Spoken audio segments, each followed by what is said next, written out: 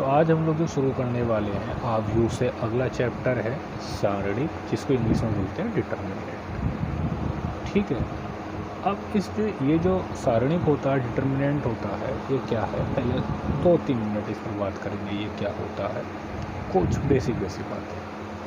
देखो, आव्यूह होता था, उसमें हमने आव्यूह में जोड़ना सीखा, दो आव्यूह को गुणा करना सीखा, दो आव्यूह का घटाना सीखा, है ना। लेकिन कभी भी हमने ये नहीं कहा कि भी किसी आव्यूह का संख्यात्मक मान क्या होता है। क्या मतलब है? जैसे कोई भी आव्यूह संख्याओं से बनकर बना होता है। मान लो ये आव्यूह ले लो, 1 2 3 4 5 0 -3 4 6, ये कोई आव्यूह है, इसे नाम दे दो, चलो ए नाम दे दिया।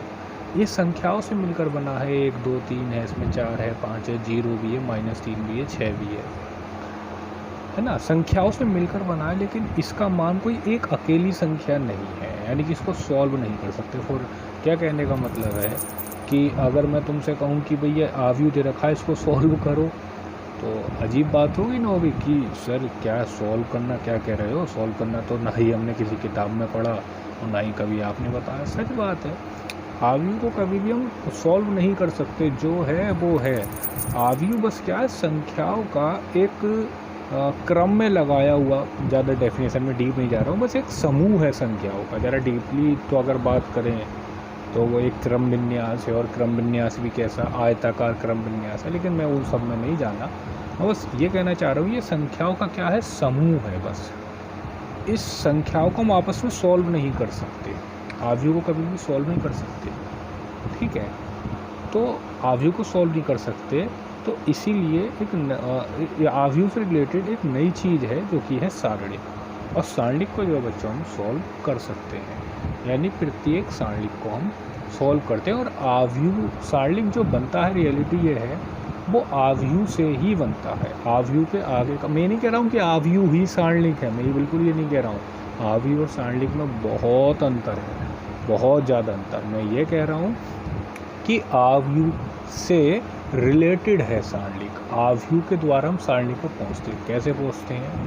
देखो, सबसे पहली चीज़, आव्यूह के लिए जो बच्चों ध्यान रखना, सिंबल ये वाला यूज होता है, या फिर कुछ किताबों में इस सिंबल को भी यूज़ करते हैं, यानी ब्रैकेट ही यूज करते हैं दोनों, जो आपने बचपन में पढ़ी है कि ये वाली ब्रैकेट और ये वाली ब्रैकेट का ही यूज़ हम आव्यूह में करते हैं। सारणिक में जो होता है बच्चों, ध्यान रखना, सारणिक में हम ये वाले इन 2 डंडे लगाते हैं, मतलब ये तरीके की भी ये 2 डंडे लगाते हैं बीच में, तो संख्याओं को लिखते हैं। पहला अंतर ध्यान रखना, आव्यूह ये है, आव्यूह का चिन्ह ये है, आव्यूह को इसमें प्रदर्शित करते हैं और सारणिक को इसमें। और जो दूसरी बात मैं बता रहा हूँ, देखो आव्यूह से सारणिक कैसे निकलता है।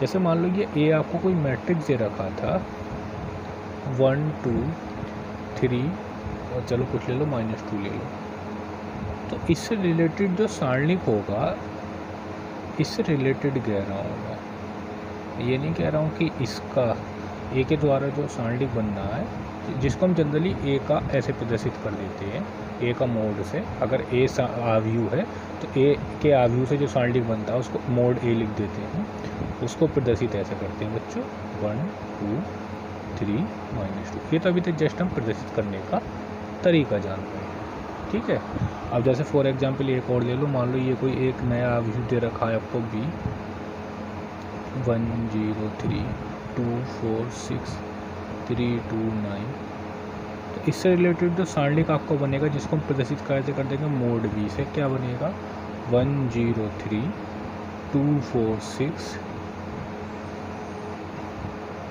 ठीक है ना, ये तो था प्रदर्शित करने में। एक खास बात अब जो मैं जानना चाह रहा हूँ, अच्छा मैं कहता हूँ एक आव्यूह ये है 1 2 3 4 6 2, तो आप कहोगे लो साहब इसका सारणिक ये बन गया, है ना। यही बात तो आएगी दिमाग में कि इसका सारणिक ये बन गया, लेकिन ये बात गलत है। हो सकता है क्यों गलत है? तो देखो फिर प्यारे बच्चों, वो गलत इसलिए है क्योंकि सारणिक जो होता है वो हमेशा एक स्क्वायर मैट्रिक्स से बनता है।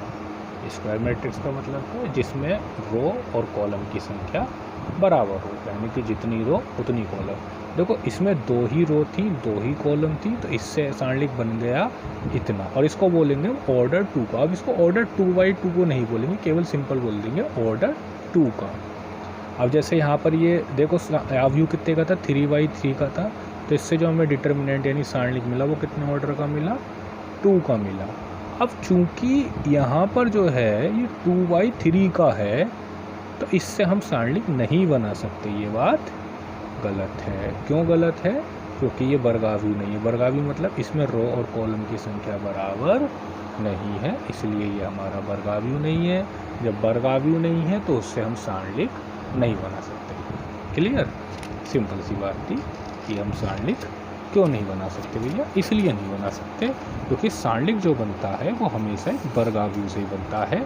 या फिर मैं दूसरे शब्दों में कहूँ तो सारणिक में एक फिक्स चीज़ है कि उसमें रो और कॉलम की संख्या बराबर होती है। कभी भी सारणिक में रो और कॉलम अलग अलग नहीं हो सकते। ध्यान रखना, ये बात हमेशा ध्यान रखना, इस सारणिक में रो और कॉलम की संख्या हमेशा बराबर होती है। अब जैसे मैंने शुरू में बताया कि आव्यूह में तो हम आव्यूह को कभी सॉल्व नहीं कर पाते थे, लेकिन जो हमारा सारणिक है, सारणिक में हम सॉल्व कर पाते। अब सॉल्व कैसे करते हैं सारणिक को, वो हम सीखने वाले हैं। ये ज़रूर ध्यान रखना, मैं फिर से रिपीट कर रहा हूँ, सारणिक में रो की संख्या कॉलम की संख्या हमेशा बराबर होती है। यानी जो सारणिक बनता है वो हमेशा स्क्वायर मैट्रिक्स से बनता है। कभी भी अगर कोई मैट्रिक्स स्क्वायर मैट्रिक्स नहीं है, यानी कि उसमें रो और कॉलम की संख्या बराबर नहीं है, तो उसके द्वारा हम कभी भी सारणिक को नहीं बना सकते। सारणिक को कैसे सॉल्व करते हैं? तो बच्चों सबसे पहले हम शुरुआत करेंगे ऑर्डर 1 के सारणिक से। ऑर्डर 1 का मतलब है 1/1, ठीक है। तो ऑर्डर 1 का कोई भी सारणिक जो होता है उसको सॉल्व करने का तरीका, जैसे मान लो ये कोई दे रखा a बराबर क्योंकि -2। अब आप लोग इसे ये मत लिखना -2, क्योंकि ये तो आव्यूह है। अब ठीक है ना, अब आप लोग जो है जैसे मैंने लिखा कि हमने सारणिक ले रहा हूँ, आव्यूह नहीं ले रहा हूँ, सारणिक। अब आव्यूह की बात खत्म है कुछ समय के लिए, सारणिक की बात होगी। एक सारणिक लिया है जिसमें 1/1 का है, यानी एक ही रो एक ही कॉलम, यानी सिंगल एलिमेंट है, वो क्या है -2, ठीक है। तो इसमें अब इसे ऐसे मत समझ लेना, क्योंकि सारणिक लिख रहे हैं तो ऐसे लिखा जाएगा। आव्यूह है तो आव्यूह कैसे लिखा जाता है, तो ऐसे लिख दोगे तो वो चेंज जाएगा। हम सारणिक की बात कर रहे हैं तो इसलिए मैंने ऐसे लिखा, ठीक है, नहीं कोई डंडे खींचेंगे। तो ऑर्डर 1 का जो सारणिक होता है उसे रियलिटी में सॉल्व भी नहीं करना होता, जो उसके अंदर एलिमेंट हो रहा है बस उसे ही लिख दो, सिंपल सॉल्व हो गया। मान लो एक तो मैं आपको चलो ऐसे लिख दो इसे, या फिर ए भी लिख दोगे, कोई दिक्कत नहीं है। मान लो बी कोई सारणिक दे रखा है, मान लो उसके अंदर 5 है, तो उसके सॉल्व होकर क्या आ जाएगा, केवल 5 ही आ जाएगा। कोई मान लो आव्यूह सी दे रखा है, मान लो उसके अंदर -√2 दे रखा है, तो वो सॉल्व होकर -√2 ही आ जाएगा। अब अगर किसी बच्चों ने बचपन में मोड फंक्शन पढ़ा हो तो वो कहेगा सर हमने तो बच्चों ने पढ़ा था कि मोड 2 जो है उसकी वैल्यू 2 होती है, क्योंकि जो मोड होता है वो बाहर निकल के प्लस बना देता है, तो -2 की वैल्यू +2 होनी चाहिए। तो बच्चों सही बात है, लेकिन अंतर है यहाँ पर जो हम पढ़ रहे हैं, दोनों को भले ही सिंबल यहाँ पर एक जैसे हैं, भले ही सिंबल एक जैसे हैं, है ना, देखने में भैया लगते हैं, लेकिन रियलिटी में है नहीं। ये हमारा सारणिक है, सारणिक में बच्चों चिन्ह भी लिखा जाता है, और जबकि जो हमारा मतलब माइनस है तो माइनस लिखा जाएगा, प्लस है तो प्लस लिखा जाएगा। लेकिन हमारा जो मोड फंक्शन हमने पढ़े होते हैं बचपन में, जिसको मापांक भी बोला करते हैं, उसमें वो माइनस को भी प्लस बनाता है, प्लस को भी प्लस बनाता है। लेकिन हम जो फिर भले ही मैं अपनी बात रिपीट कर रहा हूँ, भले ही यहाँ पर चिन्ह एक जैसा है, देखो मैं रिपीट कर देता हूँ, ये किसकी बात कर रहा हूँ मैं, मापांक की, जिसको मोड बोलते थे शॉर्ट में, या विस्तार से बोले तो मोडलेस। और ये जो मैं बात कर रहा हूँ वो किसकी बात कर रहा हूँ, सारणिक की। तो चूंकि हम यहाँ पे सारणिक का डिस्कशन कर रहे हैं तो मोड से हमारा कोई लेना देना नहीं है, ठीक है ना। तो मैं अपनी बात फिर से रिपीट कर देता हूँ, मोड जो था आपने जो बचपन में पढ़ा है उसमें वो चिन्ह को भी प्लस कर देता है हमेशा, माइनस को भी प्लस, प्लस को भी प्लस। लेकिन सारणिक में ऐसा नहीं है, भले ही फिर से बात रिपीट करता हूँ कि इनके सिंबल भले एक जैसे हैं, लेकिन वो दोनों चीज़ें हैं अलग अलग। सारणिक में ऐसा नहीं होता, माइनस है तो माइनस रहेगा, प्लस है तो प्लस रहेगा, जबकि मोड में क्या था, माइनस का भी प्लस और प्लस का भी प्लस। ये तो 1/1 का सॉल्व करने का तरीका था, मतलब ऑर्डर बन के तो सॉल्व भी नहीं करना, बस उसको लिख देना है। अब आता है ऑर्डर 2 का कैसे सॉल्व करें साहब। तो देखो ऑर्डर 2 का भी सॉल्व करना बहुत आसान है। मान लो आपको ऑर्डर 2 का ये दे रखा है कोई, ठीक, तो सॉल्व कैसे करते हैं। तो हमेशा ध्यान रखना, एक तलवार आपने देखा होगा, ये हमेशा हम जो चलाते हैं पहले ऐसे जाते हैं, लो भाई ऐसे, ठीक, फिर ऐसे। ध्यान रखना ये फर्स्ट चीज़, ये सेकंड चीज़। तो पहले ऐसे जाओ और ऐसे का मतलब है गुणा कर दो। तो 1 की 0 से 1 गुणा 0 और 2 की 3 से 2 गुणा 3 और बीच में लगा दो माइनस। अब सॉल्व कर लो, 1 की 0 से करी 0, माइनस का 6, क्या आ गया सॉल्व होकर माइनस। सिंपल है। अब मान लो एक आपके पास सारणिक और है, वो ले रखा है, मान लो 2 3 4 6, ये है मान लो, ठीक है। तो कैसे सॉल्व करेंगे, मैंने फिर से बताया कि पहले ऐसे चलो, ठीक है ना, पहले ऐसे 2 से 6, पहले लेफ़्ट से राइट फिर राइट से लेफ़्ट, ठीक है, ध्यान रखना, पहले लेफ़्ट से राइट फिर राइट से लेफ़्ट। तो 2 से 6 पे जाओगे, 2 गुणा 6 माइनस 4 से 3 पर जाओगे, 4 गुणा 3, 2 छिक्का 12 माइनस 4 दिया 12 बराबर कितना आ गया 0। है सिंपल 2/2 के सॉल्व करने का, कोई कठिन काम नहीं है, बहुत इजी है, ठीक। अब जो बात हम करना चाहते हैं वो करना चाहते हैं बच्चों 3/3 की। 3/3 थोड़ा सा कठिन है, बहुत ज़्यादा नहीं। अगर आपने वैसे फिजिक्स में अगर वेक्टर वाला चैप्टर पढ़ रखा होगा तो शायद बच्चों आप लोगों से आता भी वो डिटर्मिनेंट को सॉल्व करना, अगर नहीं पढ़ा हुआ है कोई दिक्कत नहीं, हम सीखेंगे। देखो 3 अब हम ऑर्डर 3 के मैट्रिक्स को हम सॉल्व करना सीखेंगे, कैसे करते हैं ऑर्डर 3 के, ठीक है। देखो भैया, आपको जनरली कोई डिटर्मिनेंट दे रखा होगा, लो मैंने ये ले लिया 1 2 3 0 4 3 और कुछ भी ले लो, -2 -1, चलो अब ले लो क्या ले लो 5। सॉल्व करने का देखो, इसमें मैं एक बात यहाँ पर बोल रहा हूँ, मेरी बात पकड़ लेना, उस बात को आगे कंप्लीट करूँगा। किसी भी मैट्रिक्स को हम पहली रो के लिए भी खोल सकते हैं, दूसरी रो के लिए भी, तीसरी रो के लिए भी, या फिर पहले कॉलम के लिए भी, दूसरे कॉलम के लिए भी, तीसरे कॉलम के लिए। यहाँ पर जो मेथड कर रहे हैं फॉर फर्स्ट रो, यानी कि हम पहली रो के द्वारा खोलना सीख रहे हैं। आगे बता दूंगा कि बाकी की रो के द्वारा भी कैसे खोलते हैं। फर्स्ट रो के द्वारा कैसे खोलते हैं बताओ, सबसे आंसर सेम आता है। देखो खोलने का रूल क्या है बच्चों, कि पहले ये जो 1 है, ठीक, इसको लिखो, लिख दिया। अब ये जो 1 जिस रो में आ रहा, 1 कौन सी रो में आ रहा, पहली रो में, तो इस रो को ढक लो भी ढक दिया, ठीक।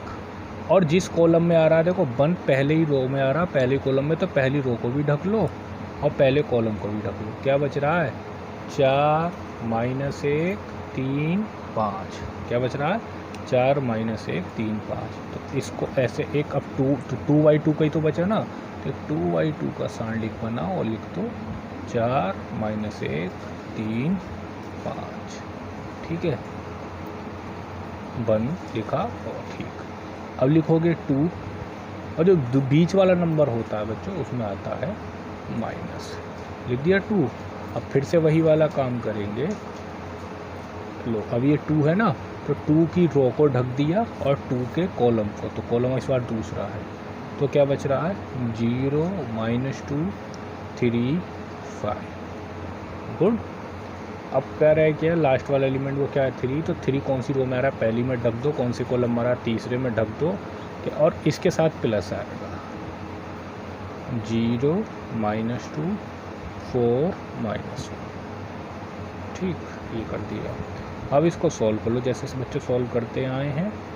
5 4 20, और देखो बीच में माइनस आता है और माइनस का 3 ही आएगा, तो क्या हो जाएगा प्लस का 3, सही, क्योंकि बीच में माइनस आता है ना, माइनस का 2, 0 की 5 से करीब 5 और इससे करीब -6 और बीच में माइनस आता ही है, तो क्या आ जाएगा +6, क्योंकि अब तो ये ऑर्डर 2 का डिटर्मिनेंट हो गया, तो ऑर्डर 2 को अभी पीछे सॉल्व करना सीखा है।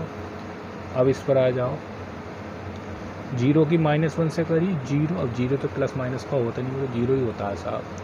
2 की 4 से करी 8, वो भी -8 और बीच में एक माइनस आता ही है, तो जिस वजह से क्या हो जाएगा ये +8, 23, 5 और 6 11, 23, 22, 24। अब इन संख्याओं को सोल्व करो। 23 मतलब 22 गया, 1 क्या आ गया, 25 आ गया। कोई कठिन काम नहीं। एक और एग्जाम्पल ले लो।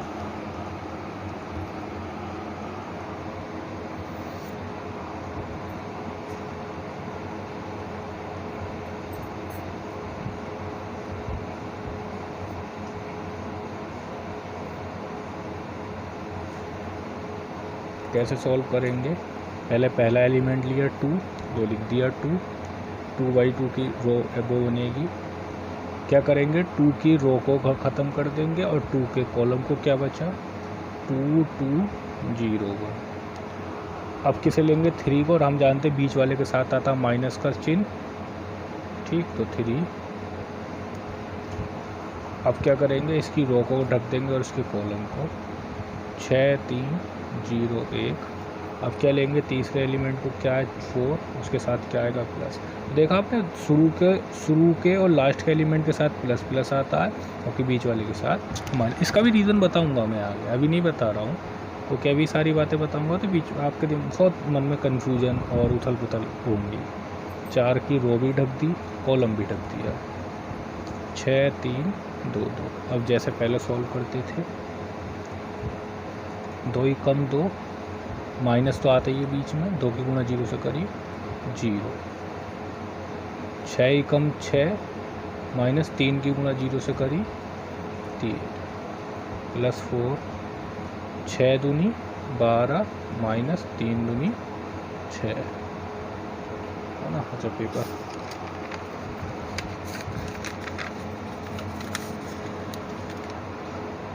दो में से 2 गया, सॉरी 2 में से 0 गया 2, 6 में से 3 गया 3, 12 में से 6 गया 4, माइनस 9 प्लस 12, माइनस 5। ये तो सब सॉल्व करना जानते ही हैं, अगर नहीं जानते होंगे तो दिक्कत है। फिलहाल मुझे उम्मीद है सभी जानते होंगे। तो बच्चों अब देखो आपकी बुक पर आता हूँ मैं। देखो जैसे कि ये पहला उदाहरण है, आप देख रहे होंगे, ये पहला उदाहरण, इसका मान ज्ञात करवा रहा है। ये तरीके उसने बताए, जैसे कि मैं आपको बता रहा था कि केवल पहली रो से नहीं खोल सकते हैं। देखो इन्हें पहली रो से खोल के दिखाया, फिर दूसरी रो से। मैं भी आपको सिखाऊंगा, लेकिन मैं अभी नहीं सिखाऊंगा डेफिनेटली। फिर उसके बाद एग्जाम्पल्स हैं कुछ, तो देखो ये सिंपल से बच्चों सब सवाल, ठीक है। ये सवाल कुछ स्पेशल है, इसमें ध्यान, हाँ इसमें स्पेशल है। ये एग्जाम्पल नंबर 3 अच्छा है, तो इसको मैं करवा देता हूँ।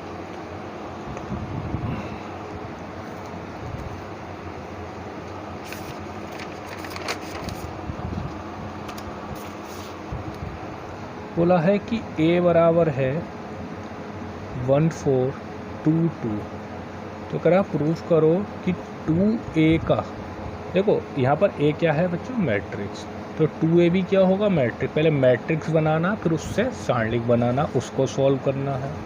बराबर में आप a का सारणिक बनाना है और उसकी 4 से गुणा करनी है। तो ये कह रहे हैं दोनों चीज़ें क्या आएंगी, बराबर आएंगी। बाकी क्या मतलब है अभी समझ में आ जाएगा। देखो पहले देखो यहाँ पर हमें चाहिए सारणिक किसका, 2a का, और यहाँ पर सारणिक किसका चाहिए, केवल a का। तो क्योंकि 4 जो है सारणिक से बाहर है, अंदर नहीं है।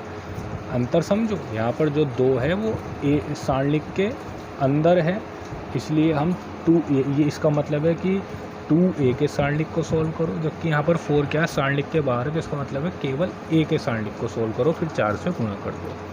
तो हम एक काम करते हैं, पहले जो चीज़ हमारे पास है, अच्छा एक काम करते हैं, a तो हमारे पास है ही, अब हमें 2a, चलो पहले हम एक काम करते हैं, 4a को सॉल्व करते हैं, RHS को क्यों सॉल्व कर लेते हैं, क्योंकि a हमारे पास है तो सारणिक a को सॉल्व कर लेंगे। तो देखो a तो हमारे पास है, a हमारे पास मैट्रिक्स है, ध्यान देना मैट्रिक्स, तो इसका सारणिक बनाओ, क्योंकि इस वाले सिंबल का मतलब सारणिक ही तो होता है। तो इसका सारणिक बनाओ, क्या बनेगा, 1422, सॉल्व करो, a गुणा 2, ऐसे तो जाते हैं ऐसे, फिर ऐसे, और 4 गुणा 2 माइनस 8 बराबर क्या आ गया, -6। ये किसकी वैल्यू आ गई, इसकी। तो RHS सॉल्व कर लो। RHS क्या किया, RHS क्या था 4 इंटू सारणिक ए, तो 4 गुना सारणिक ए का मान क्या आ गया -6 माइनस का 24। अब LHS को सॉल्व करेंगे। LHS को सॉल्व करने के लिए हमें 2a चाहिए होगा, तो 2a निकाल लो। तो 2a कैसे निकालेंगे बच्चों, आप पता ना 2 लिखा और a लिख दिया, और सारणिक में गुणा करने का रूल याद है ना कि जो बाहर वाला नंबर होता है उसकी गुणा सब में होती है। तो 2 एकम 2, 2 दूनी 4, 2 चौक 8, 2 दूनी 4, सही है ना भैया। 2a सोल्व हो गया। अब ये तो 2a हुआ है, आव्यूह निकाला है, लेकिन निकालना क्या है सारणिक। तो 2a का जरा सारणिक निकालो,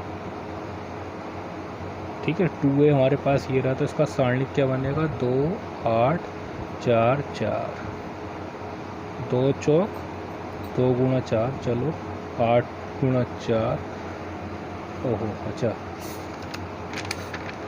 वो सॉरी मुझे ध्यान नहीं करा कि कैमरा वहाँ तक नहीं पहुँच रहा। तो मैं बताता हूँ क्या करा मैंने। तो ये 2a ये रहा, ठीक है, लेकिन ये तो आव्यूह आया, मैं आव्यूह थोड़ी को सॉल्व करना है, मैं तो सारणिक सॉल्व करना है। तो 2a का सारणिक लिखा, तो आव्यूह के चिन्ह को सारणिक से बदल दिया, और अब इसको सॉल्व करा। 2 चौक 8, 8 चौक 32। अरे ये क्या है, ये RHS ही तो है, यानी जो हमारा RHS था, सॉरी LHS था 2a का सारणिक, उसकी वैल्यू सॉल्व हो गई, क्या आ गई -24। अरे LHS ही -24, RHS भी तो हम कह सकते हैं अतः जो LHS है बराबर है किसके, RHS के। अर्थात LHS क्या था कि सारणिक 2a बराबर है 4 गुना सारणिक a, ठीक है। सिंपल से क्वेश्चन। इसी प्रकार से तीसरा सवाल है, बस ये थोड़ा सा 3/3 में है और कोई दिक्कत नहीं है। कह रहा निम्नलिखित सारणिकों के मान निकालो, क्या दिक्कत है। ए दे रखा है, कह रहा मोड ए निकालो, मतलब भैया कि सारणिक निकालो, सॉल्व करो।